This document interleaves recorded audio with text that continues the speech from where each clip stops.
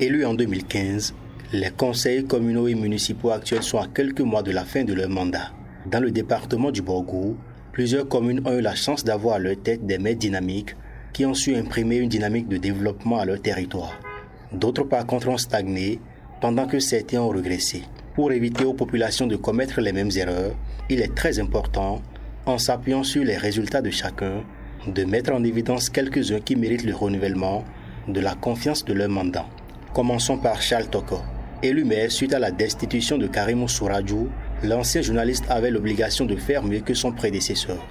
Il l'a très tôt compris et s'est lancé dans la mise en œuvre de réformes courageuses et impopulaires. L'une des actions fortes après son élection a été la délocalisation de la gare routière. Aujourd'hui, plus d'un Paraquois se réjouissent de ce qu'est devenu l'ancienne autogare. S'en suivront des actions dans plusieurs secteurs. Des initiatives pourvoyeuses de ressources à la commune, Toko en a eu. C'est le cas de l'organisation de la Foire internationale de Parakou, qui mobilise des forains chaque année à travers le monde. Des efforts jamais fournis dans le domaine de l'éducation l'ont été sous Toko, avec la construction et la réhabilitation de plusieurs écoles. Les actions sont nombreuses et les impacts se ressentent sur la ville et ses habitants. Les réformes en cours et la vision du maire Charles Toko méritent qu'il revienne pour un second mandat en vue d'achever cette action de construction de la 3e villa statut particulier du Bénin. Après Charles Toko, retrouvons le maire de la commune de Niki, Oumarou Lafia. Ancien président de l'association pour le développement des communes du Borgou à Décob, le maire de Niki a été très actif au cours de ce mandat. Grâce à son leadership, le conseil communal de Niki a réalisé plusieurs infrastructures socio-communautaires dans tous les arrondissements de la commune. Dans le domaine de la santé, la commune de Niki a été la première à engager la lutte contre les cabinets de soins illégaux. Capitale des Ouassangari, la ville de Niki, sous le dynamisme du maire Oumarou Lafia, a organisé avec succès la fête identitaire de la Gani, à laquelle prennent part tous les ans de milliers de festivaliers.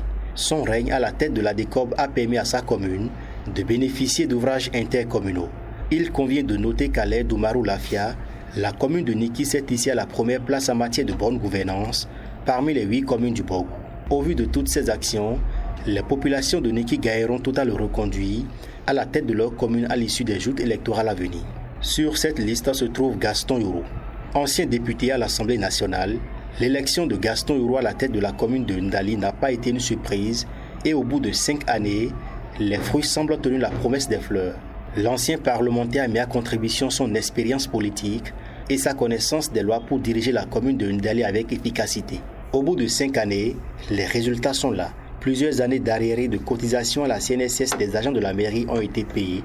Plusieurs infrastructures socio-communautaires réalisées dans tous les domaines.